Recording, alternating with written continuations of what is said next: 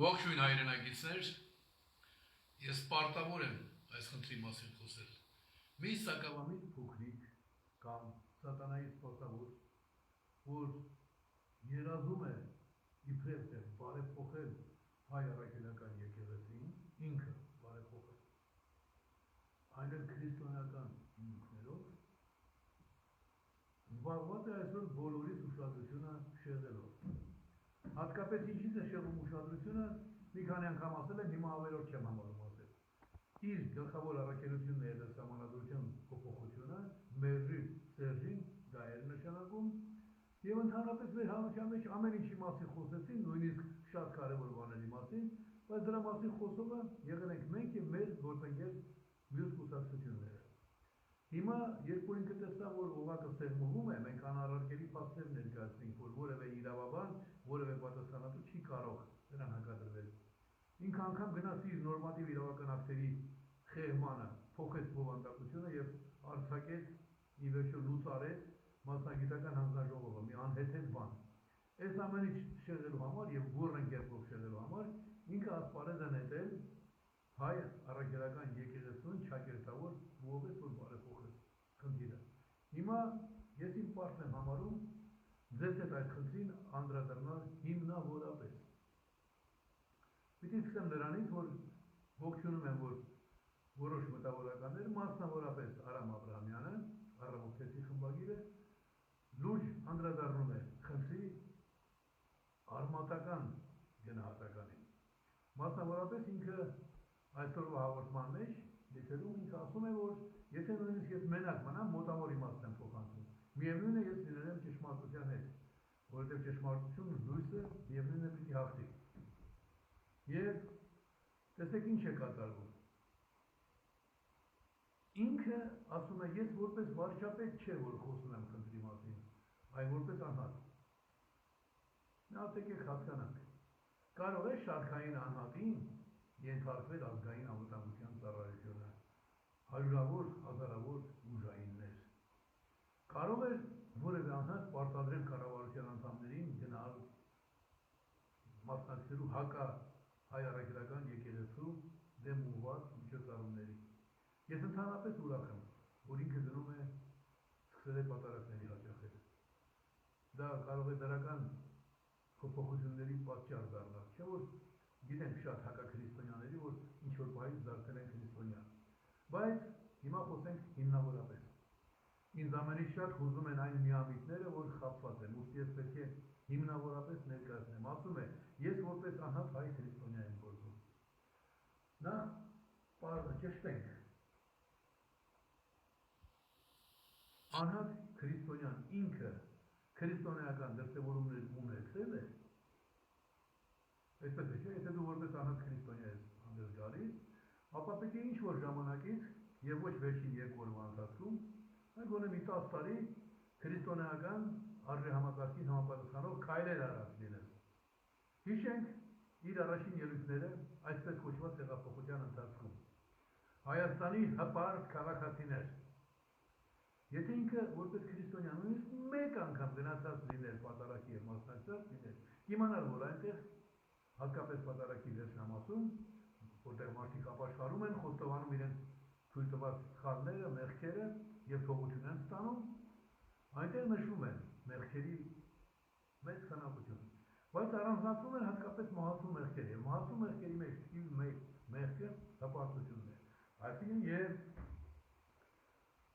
այս անձը դիմելով հայ ժողովրդին, հայությանը, նաեւ ինձ բոլորին դիմելով ասում էր Հայաստանի հպարտ քաղաքացիներ, ինքը ասում էր սատանայի ճտեր, սատանայի սպասավորներ, գլխավոր մեծագործներ, դա էր իր ասածը։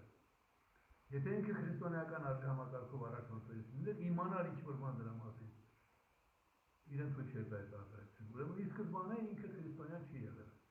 Այսքան ստել ասողը սուտը մեղքերից մեկն է։ Չեն կարող քրիստոնյաները հրապարակ տասնյակ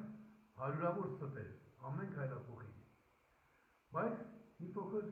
առարկայական։ Քրիստոնեության մասին պատկերացում ունեցող մարդը, հավատացյալ մարդը, պիտի որ գիտենա, որ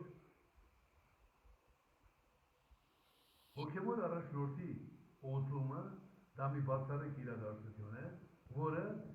մարդկանց դարձնում է օդվող մարդուն դարձնում է առանձնահատուկ, այսինքն Աստծո լույսն է իջնում իր վրա, Սուրբ Հոգին է իջնում։ Եվ եթե անցյալում ինչ-որ բաներ է արել, այնպես չի, որ ինքը միանգամից ազատվում է, բայց այլ որակ է ստանում, ինքը դառնում է ամենակարողի ոչ միայն խորհրդանիշը, այլ նրա արժեքները ներկայացնողը։ Ես չեմ կարող բացառել, որևէ մեկը կարող է շեղվել որևէ կարգավիճակում, բայց երբ դու օծյալի դեմ խոսք ես ասում, այն էլ մարտնչող անաստվածի տրամաբանությամբ, դու այդտեղ արդեն խոստովանում ես, որ դու քրիստոնեությունից ոչ մի բան չես հասկանում։ Գնանք առաջ։ Այս հարցում Նիկոլ Փաշինյանին աջակցող միամիտներ, ձեզ է ուղղված հիմնականում խոսքը, իրեն էլ ուղղված, Աստված տա, որ ինքը մի օր դարձի գա խելքի զրուխտ հավաքի մեղաչի իր թույլտվածքների համար։ Բայց ես հիմա հիմնականում ձեզ եմ դիմում։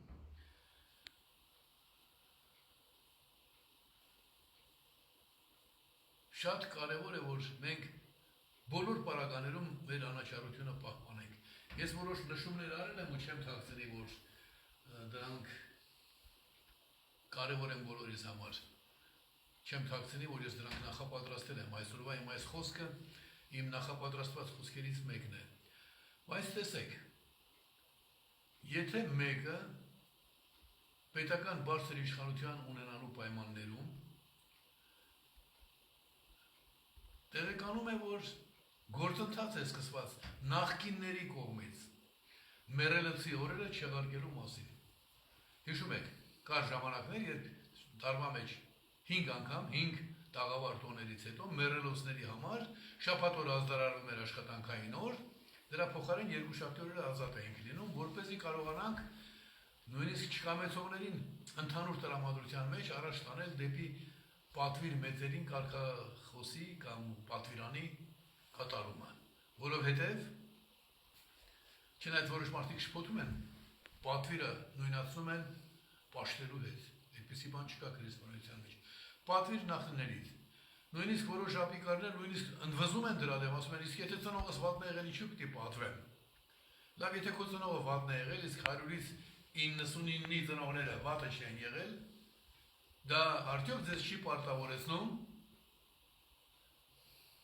նախ եւ առաջ գիտական տեսակետից անցյալի փորձը չմոռանալ, անցյալը ապագայի ուսուցիչն է։ Ուրեմն այդ պատվիրանը մեռելոցների միջոցով ամրագրվում էր եւ գեղեցիկ ավանդույթ էր ձևավորվել արդեն։ Տաղավար տոներին հաջորդող երկուշաբթի օրերին մենք բոլորս զբաղված էինք այդ բարձր առաքելությամբ։ Որ իշխանավորի օրոք դա իսպար վերածվեց։ Սրանք այսօր քրիստոնեության համար պայքարող մարդիկ մեռելոցի արարողությունը, մեռելոցի միջոցառումները զրոյացրին, որ անկախ Հայաստանի որ իշխանավորների օրոք է դպրոցներից հանվել հայ առաքելական եկեղեցու պատմությունը, այսինքն միակ առարկան, որը ապագայի Հայաստանի քաղաքացիներին պիտի տոգորեր ավանդական, հայկական, ազգային ինքնությունը խորացնող եւ արժեհամակարգ տրամադրող, այդ արժեհամակարգի նկատմամբ հարգանք տրամադրող առարկան, որն է դպրոցներում։ Եվ այդ առարկան Նիկոլ Փաշինյանի օրոք է վերածել։ Մի հատ հիշեք, այդ որ գնում Նիկոլ Փաշինյանին ծափ եք տալիս ու ասում եք ինքը ուզում է բարեփոխել։ Ինքը դպրոցական առարկան է, թող դպրոցական առարկայում բարեփոխումներ կատարեր։ Գնահատականներ տային մասնագետները, բայց ինքը վերացրել է։ Զգացիք չէ, որ ինքը քրիստոնեության հետ ոչ մի կապ չունի։ Դա իդեպ միանգամից ասեմ, որ դա քրիստոնեական ավանդույթները ամրագրող միակ առարկան էր դպրոցներում, ցավոք սրտի միակը։ Հիմա գնում ենք առաջ։ Որ պետական գործիչն է, որ 8 անգամ դիմում է ստացել քրիստոնեական արժեհամակարգին համապատասխանող, խտրականությունը բացառող եւ իսկապես քաղաքական իշխանություններին վերաբերող սահմանադրության նախագծի ներկայացումը։ Ես բազում անգամներ ասել եմ, բացարձակ ժողովրդավարության համակարգի հիմքում ընկած են քրիստոնեական պատվիրանները։ Աստծո առաջ չկա հեթանոս, չկա հրյա, Աստծո համար չկա կին, չկա տղամարդ, չկա տեր, չկա ծառա, բոլորը իրավահավասար են։ Եվ այդ իրավահավասարության ամրագրումը, այն էլ սահմանադրությամբ ամրապնդումը, դա կլիներ մեծագույն քրիստոնեական առաքելությունը մեր օրերում։ Եվ այստեղ շատ կարևոր է, որ մենք արձանագրենք, տեսեք, ես եւ իմ ընկերները,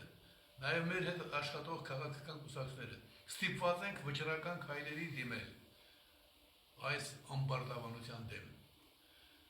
Սատանան վախենում է, չէ՞, լուսավոր ամեն բանից։ Սրանք էլ վախենալով չեն քննարկում, անգամ գնում է օրենք խախտելու, սահմանադրական օրենք է խախտում, բայց ասում է հանկարծ բացարձակ ժողովրդավարության, այսինքն քրիստոնեական սկզբունքներով կառուցված պետական համակարգի մասին հանրագրերը չքննարկեք, որտեղ որ քննարկեք, սատանան վախենում է, չէ՞ լույսից։ Քննարկեք, մենք կպարտվենք, ստիպված կլինենք ընդունել։ Հիմա ես վերջին անգամ, այո, կրկնում եմ վերջին անգամ, ամսի 16-ին ժամը 3-ին մեր հանրության ներկայացուցիչների մասնակցությամբ նորից եմ տալու այդ ուղերձը, բայց դա հարցի մեկ այլ կողմն է, ովքեր դան ուրախ կլինեմ, շնորհակալ կլինեմ, այստեղ հարցն այն է, որ չէր կարող որևէ քրիստոնյա մարդ իմանալով, որ պետական համակարգի կայացման գործում քրիստոնեական սկզբունքներով պատրաստված նախագիծ է ներկայացվում, հրամայել, չքննարկեք դա, մի կողմցեք, թաքցրեք, ուրիշ ինչ փաստարկ է պետք։ Սա որպես, տեսեք, որպես նվիրվյալ սատանայապաշտ, անում է ամեն բան հոգևորը ոչնչացնելու ուղղությամբ։ Եվ դրանցից մեկն էլ այն է, որ, տեսեք, նույնիսկ եթե ոչ թե հայ առաքելական եկեղեցու մարդիկ կալանավորված լինեին, խոսքս նախնական կանանքի մասին է, էլ չեմ խոսում դատավարությունները։ Նույնիսկ եթե կաթոլիկ, բողոքական կամ մահմեդական հոգևորական կանանավորվեր, ես կասեի, այս մարդը չի վախենում,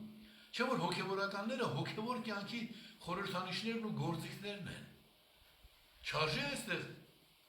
ոչ թե զգուշավոր լինել, այլ լինել շրջահայաց, խորագետ, դու հոգևորի դեմ, այդ մարդիկ մեր հոգևոր կյանքի գեներալներն են, այդպես ասեմ, կամ կառավարության անդամներ, եթե իրենք դառնում են հոգևորական, ապա նրանք բարձրաստիճան հոգևորականների առաքելությունն են իրենց վրա կրում։ Եվ սա համարձակվեց միանգամից 4-ը եպիսկոպոսի, արքեպիսկոպոսի կալանավորել, ինչի համար, իրենց տեսակետն արտահայտելու համար։ Իսկ որտեղից մենք իմանանք, որ այդ տեսակետի հատկապես իշխանությանը վերաբերող քննադատությունները չէին առաջնայինը, այլ այն, որ նրանք Աստծո խոսքի կրողներն են, այնպես որ սիրելի հայրենակիցներ, իմ պարտներ ձեզ այս փաստերը, ընդամենը մի քանի փաստ եմ ներկայացնելով ձեզ ուշքի բերել։ Ոստիկան կլինեք, ազգային անվտանգության ծառայող, դատախազ, թե որևէ նախարարության ներկայացուցիչ, իմացեք, գործ ունենք չարի հետ։ Եվ ձեր մեծագույն անելիքը ոչ թե նրան աջակցելն է, այլ նրան կարգի հրավիրել, ասել, լսիր, սիրելի, մենք ես շատ ենք սիրում ուրիշ ոլորտներում, բայց չափդ իմացիր, դու իրավունք չունես պղծելու մեր արժեհամակարգը, դու իրավունք չունես նաև ինքդ քեզ կործանելու, եւ մենք քեզ խնդրում ենք, տեսեք, ես էլ ասում եմ հրապարակավ, պատրաստ եմ մոռանալ ամեն բացասական բան, եթե ինքը ապաշխարի եւ ճիշտ ճանապարհին կանգնի։ Օրինակ, բացարձակ ժողովրդավարությունը ինձ համար չի, բայց դա մեր հայրենիքի համար է։ Եվ բացարձակ ժողովրդավարություն ընդունող ամեն մարդ կամա թե ակամա, հասկանալով խորապես կամ չհասկանալով, նպաստում է այն բանին, որ մեր երկիրը դառնա իսկապես քաղաքացիներին պատկանող աստվածահաճո երկիր, եւ դա լինելու է առաջին երկիրը ամբողջ աշխարհում։ Միթե այդքան բթամիտ եք։ Այսքան որ ասում եմ, կարծում եք ես չեմ խորացել։ Աշխարհը այսօր լուրջ ճգնաժամի մեջ է այն պատճառով, որ պետությունների կյանքը գտնվում է ոչ թե մեծամասնություն կազմող ցանկացած ազգի մեջ, մեծամասնությունը, եթե հիստերիկ վիճակներում չեն, կազմում են բարեկիրթ եւ պատասխանատու մարդիկ, բարի մարդիկ։ Երբ իշխանությունը չի պատկանում մարդկանց, ժողովրդին, պատկանում է տարբեր տեսակի արկածախնդիրների եւ դա ունենում է լուրջ բացասական հետևանքներ։ Բացի նրանից, որ Հայաստանը կդառնա աշխարհի ամենաժողովրդավարական երկիրը, որի հետ դաշնակից լինելը պատիվ ու երջանկություն կհամարեին աշխարհի բոլոր քաղաքակիրթ ազգերը։ Նա կդառնա նաև օրինակելի։ Ես վերացական որևէ բան չեմ ասում, ես 60 տարվա միայն գործունեության ճանապարհ եմ անցել, չհաշված որ շուտով մոտենում եմ 80-ամյակին։ Եվ դա ինձ պարտավորեցնում է ողջ փորձառությունս ծառայեցնել մարդկությանը, բայց նախ եւ առաջ իմ ազգին, հայ ժողովրդին։ Եվ թող Աստված մեզ առողջ բանականություն տա, հասկանալու որն է ճիշտը, որը սխալը, որն է Աստվածահաճո եւ որն է ամենակարողի դեմ։ Միևնույնն է, ամենակարողի դեմ գնացողները վերջապես պատժվելու են, նրա գործերին խառնվողները ծանր հետևանքներ են ունենալու իրենց այդ գործերի համար, բայց մեր խնդիրն այն է, որ իրար օգտակար լինենք։ Այնպես որ իմ այս ելույթում հնչած բոլոր քննադատությունների նպատակը ոչ թե որևէ մեկի ոչնչացնելն է, անգամ սատանայի սպասավորին, այլ օգնել, որ նա այդ ճիրաներից ազատվի։ Եվ թող Տերը մեզ աջակից լինի եւ թիկունք լինի։ Աստված բոլորիս պահապան։